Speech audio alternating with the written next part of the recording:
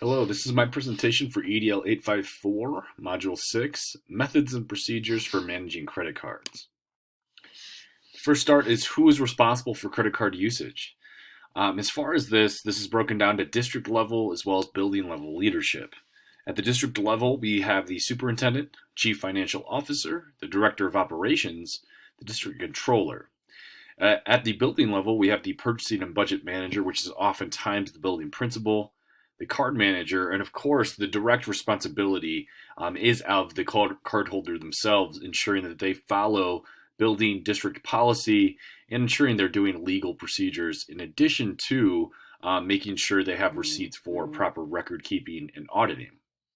Now, a couple quotes to attribute with this is that on the right side, we see the card manager is an employee designated by the principal, or could be the principal themselves, to be responsible for the reconciliation, documentation, and operation of the system and coding of purchasing card transactions. The card manager will oversee purchasing card use at their site. Additionally, in regards to the cardholder being responsible, the cardholder is responsible for maintaining adequate documentation and records for goods and services purchased with the purchasing cards. Now, what policies should districts have to protect against card misuse? There's many different types, and what you see here is examples from the various district and building policies that were provided in this module. So we see from Provo that the district is responsible for maintaining a complete audit trail for legal compliance, again, hence the importance of keeping receipts and purchase orders. Supervisors should institute appropriate controls at each level to prevent overspending of assigned budget accounts, which is incredibly important for building functions and ensuring that the school does not overshoot their stated budget.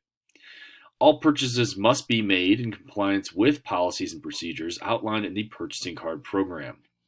It is every employee's responsibility to be aware of and comply with the district's administrative procedures and policies regarding purchasing. And again, for the card holders, it's always important to review and understand all policies and procedures that go into the purchasing card agreements. All purchases made using the purchasing card must be for official school business and in accordance with the district procurement code. Again, too, schools that get outside of these bounds can often see such dangers as card misuse and even illegal use of those cards. Now, where, first off, can employees use their card? Well, when using the card for in-store purchases, it's important to inform the vendor that the district is tax exempt. And it's important, again, for employees to retain documentation such as a cash register receipt. In addition to where can employees use their card, we see that internet shopping opens up a much wider variety of vendors and products to us than ever before, and it allows us the opportunity to compare pricing and overall value. So again, too, where people can use that card is now ever growing, especially with internet marketplaces. Now, but where can an employee go to resolve potential disputes with card use? If the cardholder validates a charge on a statement for which there's no documentation, it's important to make an attempt to have the vendor provide a duplicate receipt. If none can be obtained, the cardholder is going to be required to refund the charge to this district. Now, that can be different at various school districts, but ultimately, again, it is the responsibility of the card user to make sure that all necessary documentation is maintained. Now, why should districts limit use and institute policies regarding employees' use of those credit cards? Well, again, those images on the right really explain this, that we want to stop potential pitfalls from happening, and risk prevention is always important. So credit cards may only be used for legitimate business expenditures that support the mission and goals of the district, in accordance with the guidelines published in the Purchasing Card Program Employee Manual. Additionally, purchasing cards shall only be used for those expenses that are for the district's benefit and serve a valid and proper public purpose. Now, in hearing and looking at these various module resources, it's important to also compare Grandview High School board policies with the module resource board policies. Now, how do Grandview's board policies stand up to the module resource policies? I personally feel that the Cherry Creek School District could stand to bolster their posted board policies through adapted and updated language to provide more checks and protections for the district. The district does provide clear and direct language on purchasing authority, purchasing responsibility, and also to purchasing usage. So in this, The Cherry Creek board policy example posted here is of purchasing authority and responsibility. You can see in this basically clipped statement is that the purchasing authority extends to the superintendent, the CFO, the operating officer, and the CFO's designee.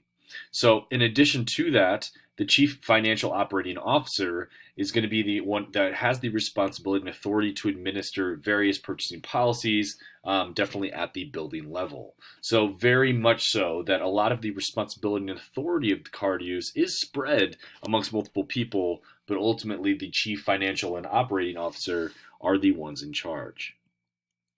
Now, additionally, too, we have a screenshot of the procurement expenditure approval. And you can see that ultimately the principal has to require approval for any purchases above $3,500. Anything less than that can be basically checked by basically building personnel such as the department head leads, as well as the building activities coordinator. You can see also too an increasing purchase amounts that the various people and also board members can also take control in checking if these purchases are acceptable or not. Now, when were the Cherry Creek School District board policies last updated? As you can see highlighted on the screen is that these board policies were last updated on May 10th, 2021. Now, how does the GHS staff learn about these policies?